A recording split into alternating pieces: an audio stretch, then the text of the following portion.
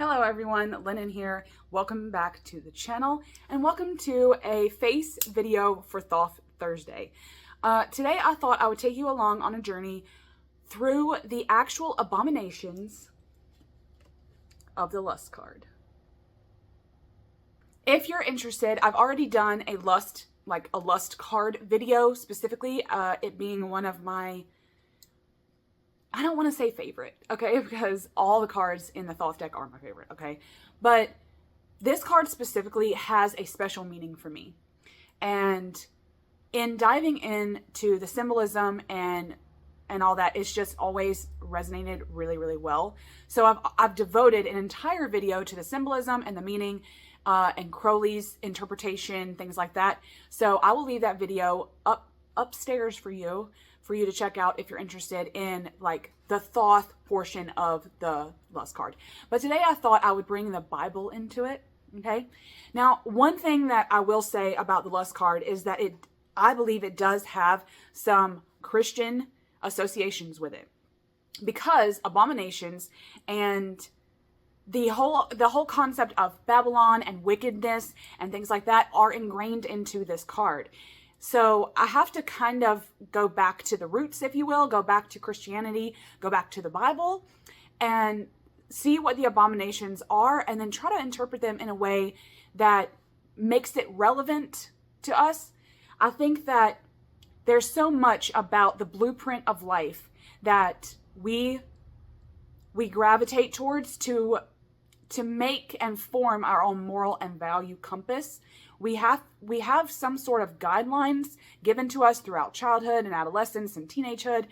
We have these rules, guidelines, if you will, that help us form these things.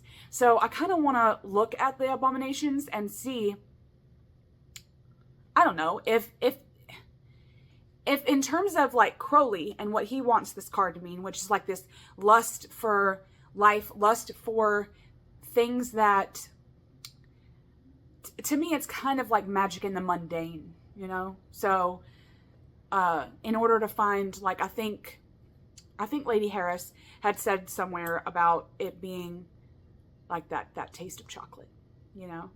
Like that, it's an indulgence, right? Lust isn't sexual always. It's this indulgence, this allowing yourself to be indulgent.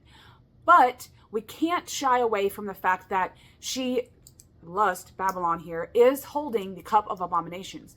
What exactly would the abominations be? So, I'm going to quote the Bible verse here. I'm not sure of what version of the Bible this is, because, you know, there are a million. So, these 6 things doth the Lord hate. Nay, 7 are an abomination unto him: a proud look, a lying tongue, hands that shed innocent blood, a heart with devilish, wicked imagination, feet that be swift in running mischief, a false witness, and those that would soweth discord among brethren. So, that's the actual Bible verse. It is, I'm sorry, I didn't say. It's Proverbs 6:16 through 19. Okay? Now, that's a lot of stuff, okay? So I'm going to kind of go in order, but before I talk about the abominations, I do want to plug here that Babylon was a city, and the city of Babylon represented wickedness, sexual immorality, whatever that means, okay? Paganry, you know, idolatry, brutality towards people of God, even. I think that the city of Babylon represented all of this, okay? This against God.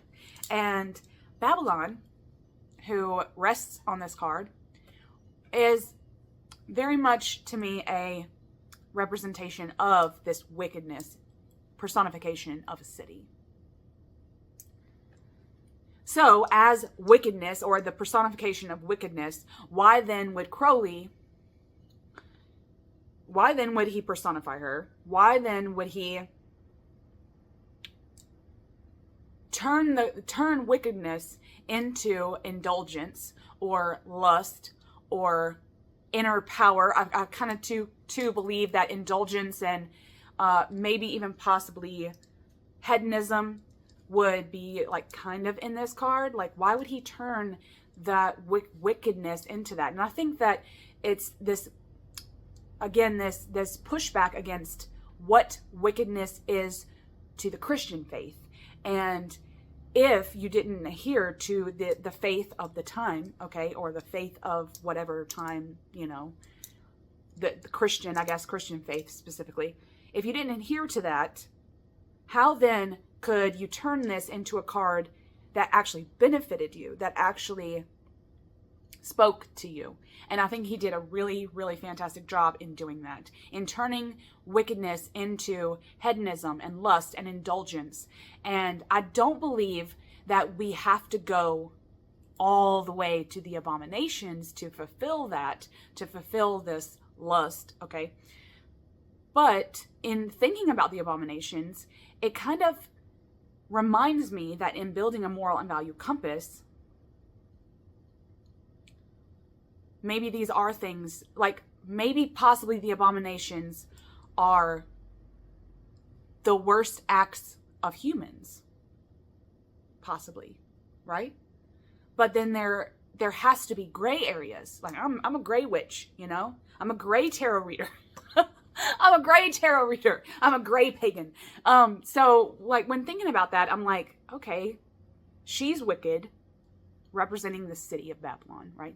Or being the goddess Babylon. Riding the beast. Okay, so to me, riding, automatically looking like Lady Godiva here, riding the beast, naked, bareback, okay, is about frivolity, which is in and of itself a lust, this like windswept happiness, you know, like we're riding our own beast to chase after Fabio or some shit, you know, like I don't know, okay.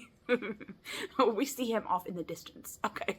There's also something written, and if I can find the article that I read this, I'll leave it below, okay. But there was also something that stated that Babylon, the personification of wickedness here, represents also having this wide berth, okay? This ability to permeate where she goes, okay? So say she's got this grand personality, or I don't even know, like she's possibly a Leo, right? She's a performer, right? So wherever she goes, she's enchanting people, right? She's luring them into the trap of wickedness. So there was some article that stated that she is the personification of this energy that can seep, can seduce, right? Very much kind of like, to me, the devil in tarot, you know, although we haven't gotten there yet. But I digress. Almost like this feminine version of the devil, able to weave, right? Almost like Lilith too, because I mean, I do believe that there is Lilith in this card, a little bit, okay? This personification of an ability to permeate people's minds, to live rent-free, right?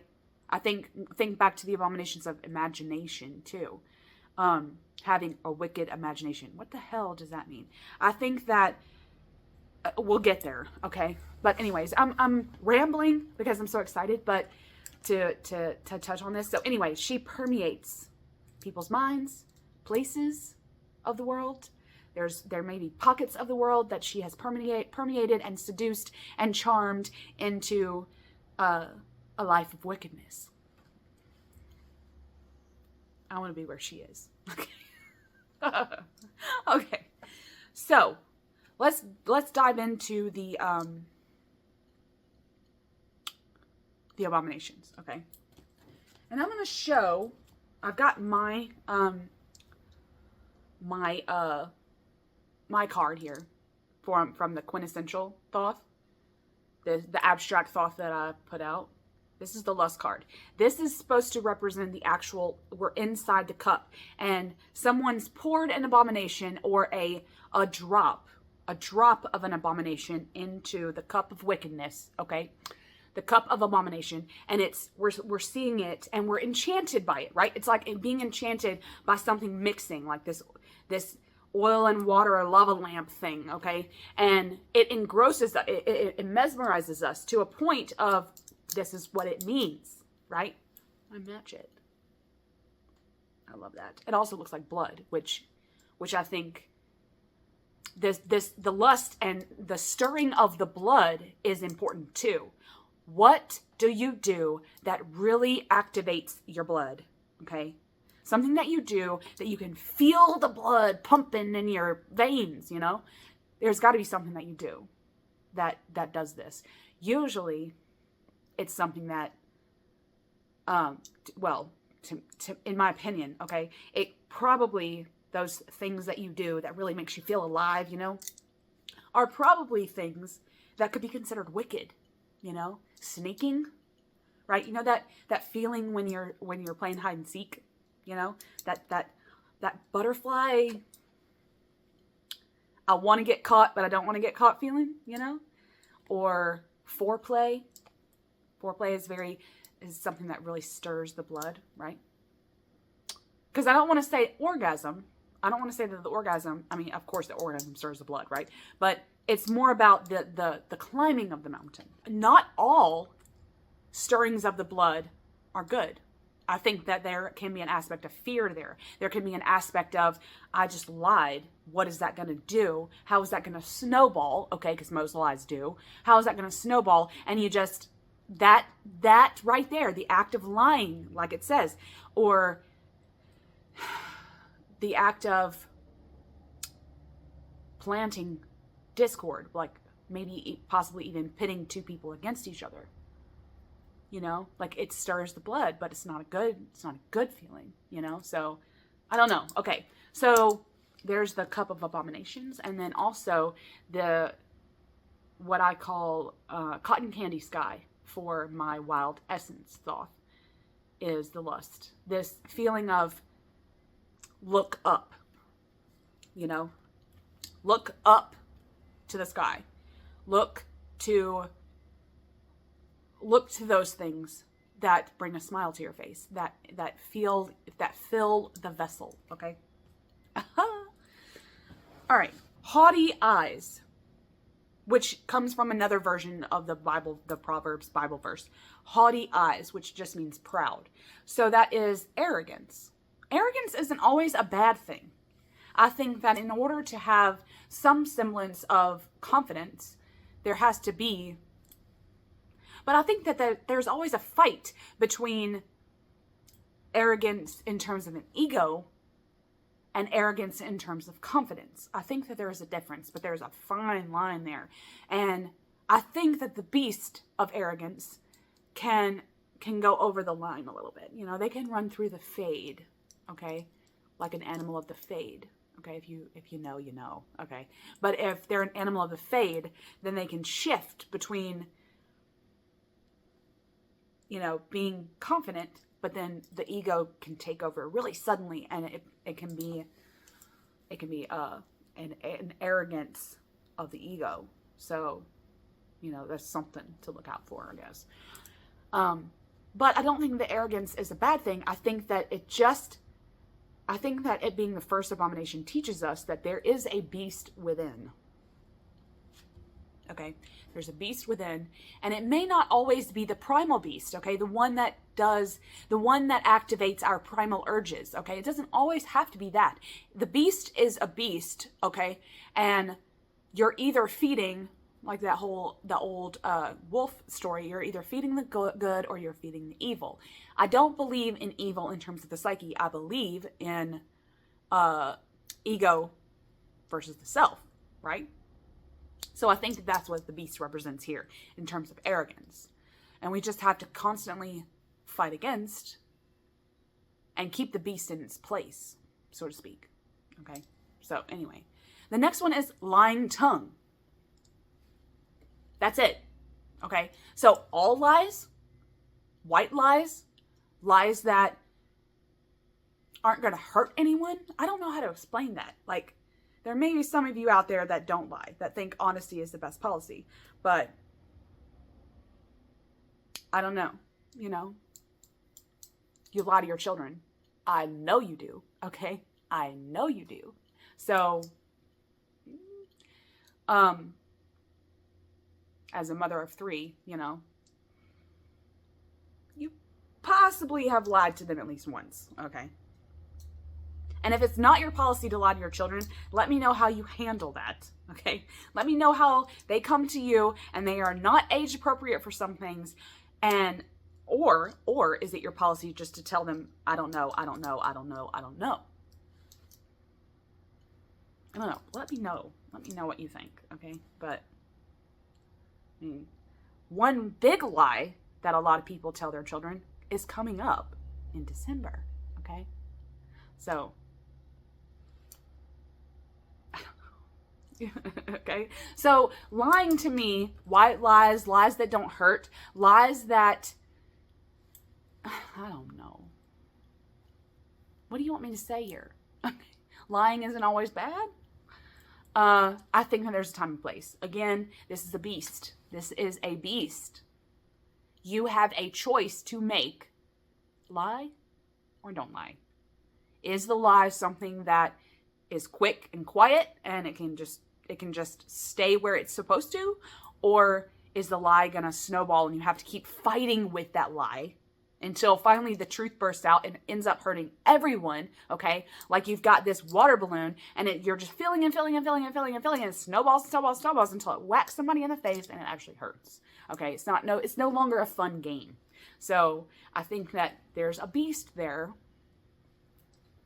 It's funny how I can say that there's a beast in a lot of these so far. Well, it's only 2, but still. Hands that shed innocent blood. Yes. Okay. Again, there is a primitive part of us that is a warrior. Okay. That is violent. That takes insults and disrespectfulness and ugliness, and we take that, okay, and whether or not you're in the fight, flight, freeze, or flee, fight, flight, freeze? I think there's 4 now, but I don't know what the 4th is. So fight or flight. I am a fighter, okay? So, like, I'll give an example, okay? If something's happened to me, okay, my response is to, right? Like when my husband scares me, okay, there's an example. I was trying to formulate one. My husband, like, he's a joker, right? So sometimes I'll walk around the corner and he'll scare me. Instead of just freezing, I pop. Bam! You know? Like on his chest or something. I'm like, bah, stop! You know? That's a fight response. I don't freeze and I don't turn away. I fight. There's an instinct, right? We're all different. Okay, we're all different. But that's just one example. And I think that the primal instinct in us is knowing that. I've worked a lot with the concept, the wolf concept of alpha, gamma, delta, omega, okay? There are wolves in the pack, in the pack, okay? And for me, learning about which one I am instinctually helps in this. But none of us are out, I hope not. None of us are out shedding innocent blood. But it's not, I don't think it's about that. But then it also could just be getting down and knowing what your primal urge is in terms of the fight, in terms of the warrior archetype. And what you deem, what is necessary. Okay. I just think that looking at these abominations, these are important questions to ask just to know yourself. Like, what would you do if blank? Just getting down to what you would do in that situation. And it does say hands that shed innocent blood.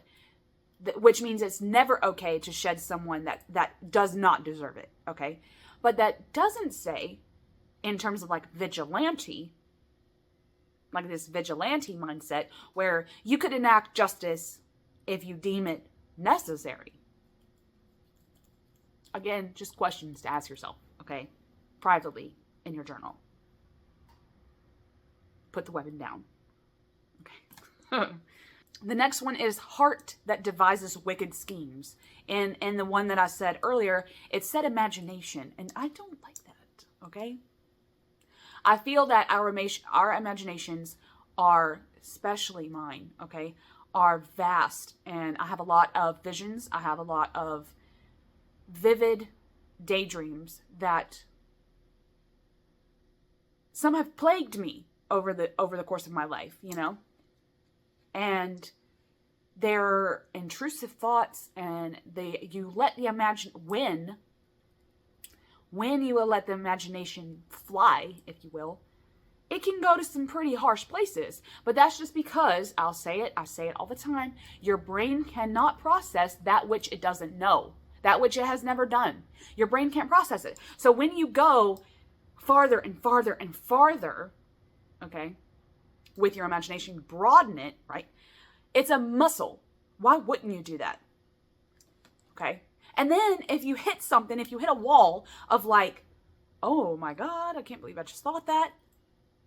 It's a thought. No one can hear your thoughts, okay? And it doesn't mean that you're going to act on that intrusive thought or those wild schemes, okay? It just means that your brain's trying to it's trying to forge a path of what it would do. It still doesn't know what you would do, okay? Because you haven't been in those situations before. But it's trying to weave this path, okay? Like a bug on a log. It's trying to weave this path in your brain. That's it. But I don't believe imagination is bad. Now, it does say wicked schemes. I guess that means a mastermind plan. Or does it mean a mastermind plan? Like a mastermind plan or a plan that's going to hurt innocent people, because that could be shedding of innocent blood. That could also be a step down from shedding blood. It could just be wickedness in terms of like, it's just going to hurt them in the long run. You know, like kind of like those crazy wicked schemes you see on TV, right? That people devise. Maybe that's what it is. But I don't necessarily think that the imagination itself is wicked. So I'm against that. I'm against that. But I think it means maybe evil in the heart. Maybe the wicked schemes are just to hurt someone emotionally. And how do you feel about that? How do you feel about if the situation were to arise? How do you map that out? I feel like they could help us come to terms with what we're going to put up with and what we're not. But not actually acting out the wild, wicked schemes, but letting the imagination go there, I think it helps, because you're learning what you're willing to deal with and what you're not. Right? Someone agree with me, please. Feet that are swift in running mischief. I kind of feel like this is the same thing we just said, but this is like the Seven of Swords energy, you know? Like this, I think it's more so deception in this case. Like deceiving people is evil. But see, I'm going the gray area there, okay? It's the beast, right? If you are starving, living in whatever time, okay, and you're starving, and there is grain, a bucket of grain over there, okay, and there's the bucket of grain.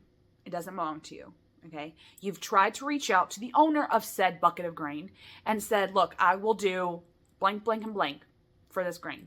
Okay, and they just will not. Okay, because they're fighting with their own beast, their own greed, their own selfishness as to why they're not sharing their own grain. Okay, and maybe they have good reasons. Okay, I went the bad reasons, but they have good reasons too. They have a family to feed too, right? Let's just say. Would you steal it? Would you steal some? Because there's an empathy there. There has to be an empathy for that other family. and you have to think of your own selfishness, your own greed, but your family is starving, okay? You've done all you can. Your crops were shit. What are you going to do? Are you going to deceive, steal, lie? What would you do? How could you, if you really had no other option, giving up and just letting your whole family starve right there, just die of hunger right there in your little home, if that's not an option, okay? Because in humankind, I don't believe that you would give up. I think that the survival mindset would kick in, okay? It's ingrained into us. But what would you do? You know? Right? Okay. So mischief, I don't know. There's a time and place, I guess. This is a beast you're fighting, right? False witness who utters lies. Now, when it says witness, I'm thinking someone that has uttered lies as to perjure someone else, right? So you're a false witness. You have, I guess this goes into uttering lies, because uttering lies is one big thing, you know? So the fact that they've said it again kind of goes back to these 6 things doth the Lord hate. Yes, 7. Because 2 of them are about lying, right? And it's like, I guess this means specifically lying against someone. Lying against someone that will have terrible outcomes. So this isn't just regular lying like in before. This is lying to actually perjure someone, to actually hurt them, maybe. In which instance would it be okay to lie against someone? Maybe that, in terms of that would probably be the only thing, you know, gathering a witness who's willing to lie to put an actual murderer behind bars. I don't know. Okay. We're just talking here. And then the last one is spreads strife, or soweth discord among brethren. I guess this could be a gossip. How many people, raise your hand, think that this is to women? Think that this Bible verse was directed to women, because that could be a whole other freaking video. But spread strife. So it's discord. Is it gossiping? Is it, I don't know. This is like sowing strife, sowing like you're instigating. There you go. Oh, I couldn't think. You're instigating, so you're the instigator. So the Lord doth hate instigators. I don't know. I think that instigating, sometimes I think that instigating can have an innocent front, but then it can easily turn wicked, because you don't know all the possible outcomes. Okay, that's the huge thing within sowing discord, sowing strife. Okay, you don't know what other people's reactions are going to be. That's where the wickedness comes from. Is you're not wicked when you may not be wicked when you instigate, right? But because you don't know what this person's going to do, you become the evil one, the wicked one. Because, so like if the whole thing turns into this wicked argument, this wicked fight, right? You started it, so that makes you the crux of evil there. But you had no idea what it was going to turn into, what it was going to blossom into, right? But you planted the seed. And it's about knowing which seeds to plant, right? It's about knowing the difference between you being the mastermind, okay, and going through all the possible scenarios of what could happen. Because you could never know someone else the way you know yourself, hopefully, okay? So, in instigating, the question I would ask myself here is, I don't know these people.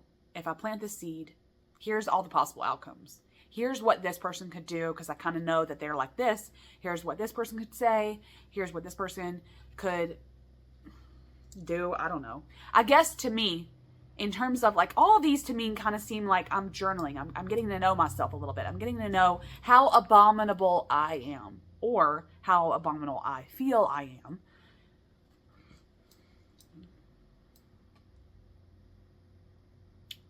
What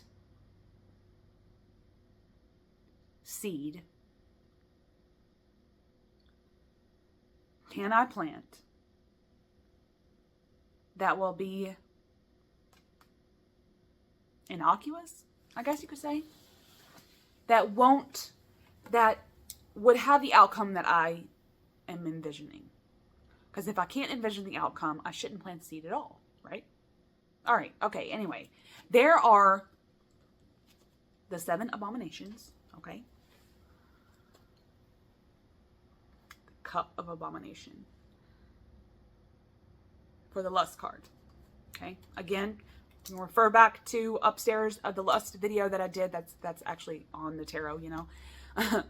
And let me know what you think of the 7 deadly sins. No. The 7 abominations. The abominations, and these, I guess, these thoughts, these prompts, if you will. I'm considering them prompts. How can we turn them into indulgence and lust? Are they good or are they bad? How can we use them to get to know the psyche more, ourselves more, our instincts more, our urges more?